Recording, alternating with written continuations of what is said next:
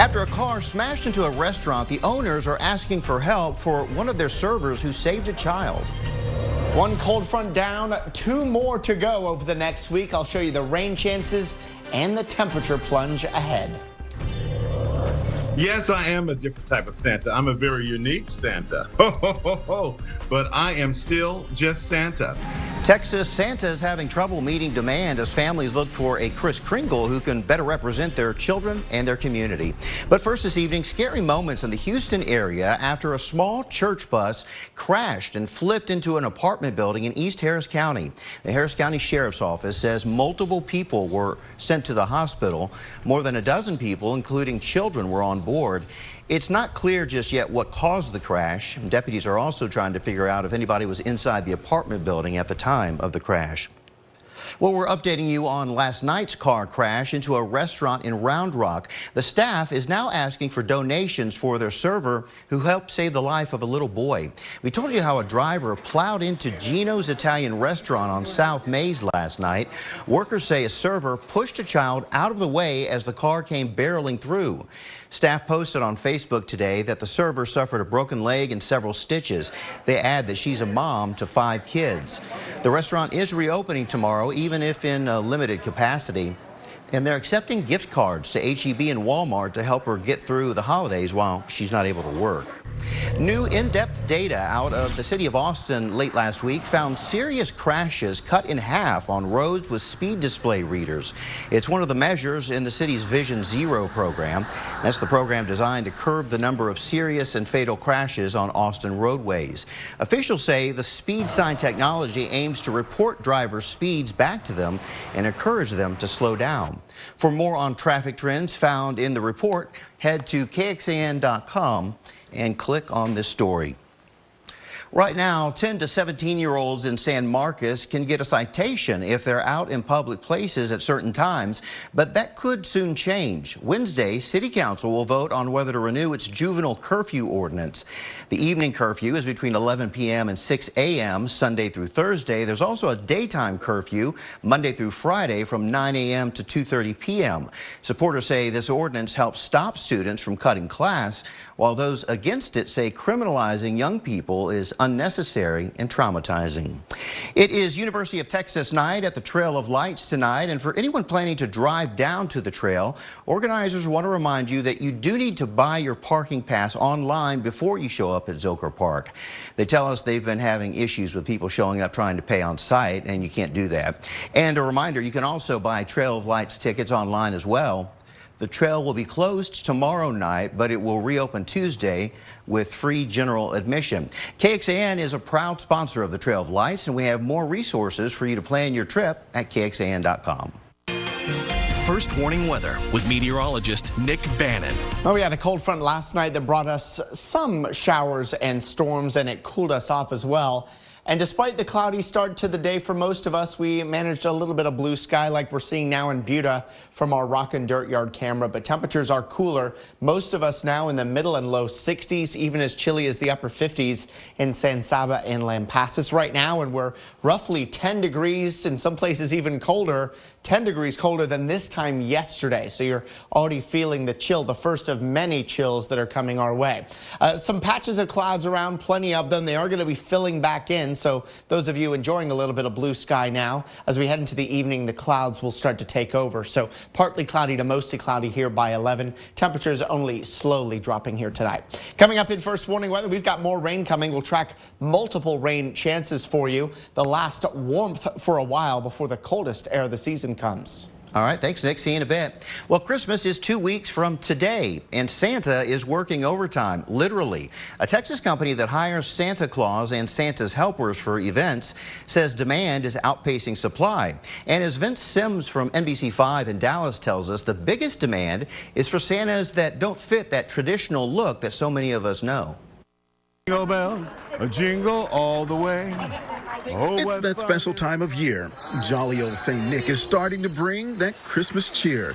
To make all of the appearances, Santa has all kinds of different helpers. My name is Santa Charles Graves, and I am Deaf Santa Claus. Ho, ho, ho. And Santa, here we go.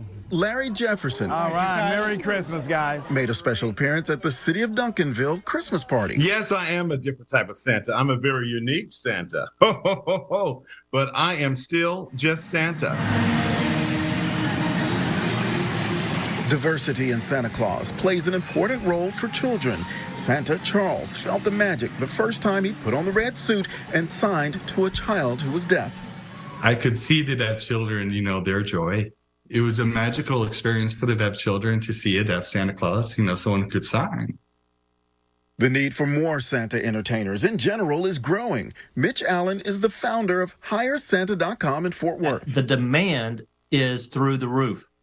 We have the demand up 30% over last year and up over 120% over pre-pandemic levels. That increase includes the request for minority and Spanish-speaking Santas. Muy bien. Merry Christmas. Feliz Navidad. It's all about making sure all children, no matter their differences, feel included. It's a cultural experience. We all have different cultures, and it's very important for every child to, do what we can to make them happy. That's the most important thing to all of us Santas. And they welcome even more Santas of all kinds to join to keep spreading the Christmas magic. We're beginning to see the increased numbers of Santas, Santas of colors to start ticking up. And we need more because here in the Dallas Metroplex, I am one of few. And let me tell you, I can't get to everybody. Except for Christmas Eve night in Fort Worth. Oh, you're so sweet. Vince Here we go. Sims, Let me put you up here. Say cheese. NBC5. Now, in addition to a lack of Santas, safety concerns about getting COVID-19 by performers playing Santa have also been a factor in recent years. I wanted to kind of give back in a way because I've been in their shoes before and I wanted to just help in any way I can. Stitching together a new life for refugees, one present at a time. How you can help local high schoolers make a difference this holiday season. But first, another big step for NASA's attempts to return astronauts to the moon as the next generation spacecraft returns to Earth. A Libyan intelligence official is in U.S. custody for suspicion of making a bomb that blew up a passenger plane in 1988. Abu Aguila Mohammed Masoud Khair al-Marari is accused of making the bomb that brought down Pan Am Flight 103 and killed 270 people. It happened over the Scottish town of Lockerbie. Among the 190 Americans that were on board, 35 of them were Syracuse University students flying home for Christmas after a semester abroad. Masoud is the third Libyan intelligence official charged in the U.S. in connection with the attack. However, he would be the first to appear in an American courtroom for prosecution. One of the other suspects was convicted. Another was acquitted on all charges. After a 1.4 million-mile flight, the historic Artemis 1 moon mission ended today with the Orion capsule splashing down into the Pacific Ocean. The trip lasted 26 days, and during that time, the Orion capsule beamed back photos and videos of the lunar surface. NASA has touted this test flight as laying the foundation for returning U.S. astronauts to the moon. It's also a key first step for space exploration to Mars. NASA plans 2 more Artemis test flights before it launches regular missions to the moon to establish a base camp. Hey, good news. We've now passed the earliest sunset of the whole year. Yesterday's sunset was at 5:30. Today, it's 5:31. But unfortunately, our sunrises keep getting later. We'll track limited sun, rain, and cold coming away in First Warning Weather. 2 Austin teenagers are giving back to local refugees this holiday season. Yara Hussein and Stuart Haas, high schoolers at Headwater School, fundraised to buy sewing machines for 4 local refugee families. They say they wanted to help refugees integrate into Central Texas while also raising awareness on global issues for their classmates. Sewing machines are how they make their living and how they make their kids' clothes, how they basically function and make not only stuff for themselves but also sell stuff. For Hussein, she says this was personal to her as a fellow refugee. I personally found a personal connection to this project as a whole, and I kind of wanted to give back to my community. The two gave out the sewing machines to refugee families today at Global Impact Initiative. That's an Austin nonprofit that helps refugees integrating into Central Texas. In addition to fundraising efforts, GII helps with English language classes and job training programs. To learn more about GII and the team's future fundraising plans, head to KXAN.com and click on this story. For the first time, an Asian culture fair made its way to Austin. Jayla Washington gives us a look at this new experience in Central Texas. Yeah, so we're in this cute little brewery up north. It's actually pretty secluded, but it's really cool because there are lots of vendors, really good food, and this is super cool because this is the first time that they've been able to do something like this. There are more than 15 vendors here today, all Asian artists selling things like postcards, painting, and jewelry. Musicians and other performers are also taking the stage every hour. There's even a private chef in Asian fusion. That's a mix of Filipino and Korean food. More than 300 people are expected to show up. The event's organizer, it's just one guy. His name is Hae Jung. He's organized some social events before, but on a much smaller scale. I asked him why he would do something like this now for the Asian community. Here's what he had to say. Austin has a lot of transformations happening, and I think it's important to recognize that there are cultural shifts that are happening. There's not only a need, but a desire to have these kinds of events. Love, love, love that. Well, this event, it did cost $5 to get in, but essentially all of the proceeds today are going back to musicians, vendors, and essentially the community. I'm reporting at the Oscar Blues Brewery in North Austin. Jayla Washington, back to you. If you went outside today, maybe you noticed it wasn't quite as humid out there today. Yeah, the temperatures dropped, the humidity dropped, and it's the first of a few drops we've got coming our way. Yeah, big one coming, yeah. Yeah, these 60s today will probably be one of the warmer days we have of the week, because a couple of cold fronts coming our way. Let's take it out to the Circuit of the Americas, though. But first, a hint of some things to come here. This is what it looks like on Tuesday. We're looking at the potential for some strong storms then, but here we go. The lookout at the Circuit of the Americas is Peppermint Parkway, well underway. You've got a mile of lights you drive through, and the clouds are thickening up here tonight, but it should be nice and dry if you're heading there anytime soon. Of course, you're in your car anyway, so you stay dry even if it's raining out, right? On clouds and radar, some patches of clouds that continue to thicken back up again. I know we got a little bit of sun here today that's already disappearing as the sun is setting and the clouds are thickening back up. This is the cold front that moved through overnight that helped to bring some of us some showers and storms, including some of our eastern counties, several inches of rain. That has now moved south, and we await our next cold front that's been impacting the western states here today with some significant rain and mountain snow. That's going to be the one that comes our way here for Tuesday. Ahead of it, though, we've got partly cloudy to then mostly cloudy skies tonight. A couple of sprinkles and drizzle, even an isolated shower possible through the night, but most of us stay dry. Tomorrow starts gray, and then our rain chances start to slowly creep up here through the day. I don't think we're going to get a lot of rain tomorrow, but say a 20 to 30% rain chance by midday and through the afternoon. Even a little bit of late day sunshine possible for a few of us. This is kind of just the appetizer ahead of a higher rain chance that comes in with our arriving cold front on Tuesday. Tuesday's rain chances start to ramp up in the morning in the hill country, and that rain slowly works into the metro, say by mid to late morning, and then into our eastern counties as we head toward the middle of the day and into the afternoon. Not expecting a lot of rain with this. There is the chance for a couple of thunderstorms in the mix as well, but overall amounts on Monday are really light, and then amounts on Tuesday are pretty light too, unless you get caught under one of those thunderstorms. There is that risk, as I previewed, for a couple of strong or even severe storms on Tuesday, mainly into Williamson County, Milam County, and portions of Lee County at a marginal 1 out of 5 severe weather risk. So we're not expecting a lot of storminess. The main concern with the cold front is that it's going to bring a big drop in temperatures from 75 Tuesday to 66 on Wednesday, 59 Thursday down to 55 here on Friday. And look at the morning lows that we may begin with on Friday. Widespread 30s. And while you're seeing all these numbers that are above freezing, I think there are probably going to be some areas in the hill country that get very close to freezing here Friday morning. Tonight, a 10% chance of rain, 57, and a lot of clouds. A lot of clouds, a little sun tomorrow, a 30% rain chance, high of 73. And then we look at some slightly higher, but certainly no rain guarantees for Friday. Just a 50% rain coverage there, 75 degrees ahead of that cold front. We're down to 66 with sun and clouds on Wednesday, sunshine Thursday, 59. Another front comes through midday Thursday, drops us to 55 Friday.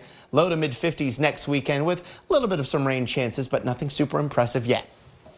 This is KXAN Sports, brought to you by Thomas J. Henry. The Dallas Cowboys were heavily favored coming into the day. People say any given Sunday anything can happen, but with the one-win Texans in town, I mean, come on. This should have been beyond a blowout. Alas, said people may have been right. Mike McCarthy trying to get a win. We'll start in the first quarter. Scoreless until Tony Pollard gets the sweep here. How explosive has number 20 been, scampering in for the opening score. Dallas up. Now they're down 10-7. Houston staying in it, but again, it's Pollard. This time on the pass, somehow stays in bounds. What a weapon he is. Cowboys out in front. 2017 Texans in the third. 4th and goal. Zeke stuffed at the line. Houston defense came to play. Texans up 3 now in the 4th. Dak's arm is hit as he throws, intended for Dalton Schultz. It is intercepted.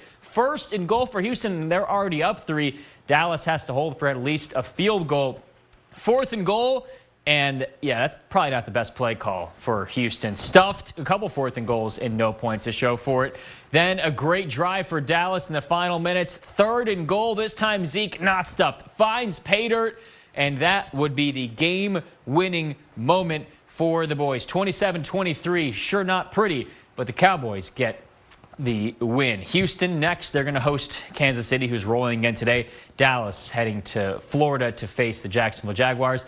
Philadelphia Eagles, another dominant win against the New York Football Giants, and the Commanders on a bye this week. To Texas women's hoops, it was the teddy bear toss today. Pre-game, don't hit any of the players. A couple big ones. Those are all going to be donated to people who need them in the holiday season. We will start with a great play here. Shaylee Gonzalez saving the ball from going out as the Horns face Alabama State, and inside they find Rory Harmon. Good little runner and a momentum play for the Horns early. Now they're up 20, and again it's Harmon. How about the runner fading away, sliding, no harm, no foul, and Texas continuing to just dominate in the second half. It's Deanna Gaston. If at first you don't succeed, just throw it up again. This time it'll probably go in, and it does.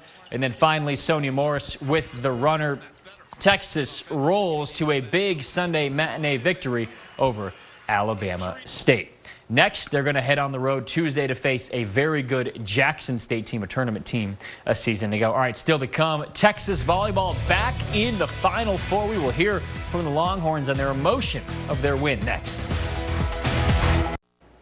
All right, welcome back. The Texas volleyball team, they've been dominant all year long. Just one surprising 5-set loss all regular season. They were not about to have another surprise here so far in the postseason. Just a dominant effort a day ago, and Greg Jim was rocking again the whole postseason. They've been playing so well. A 3-1 win over Ohio State in the regional final. And that was an Ohio State team playing very good volleyball. That propels the Longhorns to Omaha in the Final Four. Joining them in Nebraska is fellow 1 seed Louisville, 2 seeds Pittsburgh and San Diego. Texas will face the Toreros Thursday evening. Here's the team on the win and how they're now feeling.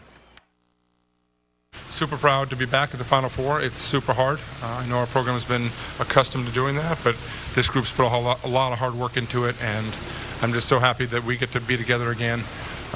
Another day. It's so exciting when you get to come together and just hug it out and really feel all the emotions. It was a lot of ups and downs in that game. Ohio State's a great team, so it's just an amazing feeling to get to lean on your teammates right there at the end and then just have all the emotions. Some stats that'll show you how dominant they are. This is their 14th Final Four, 10th in the last 15 seasons. Just continued excellence for Jared Elliott's crew.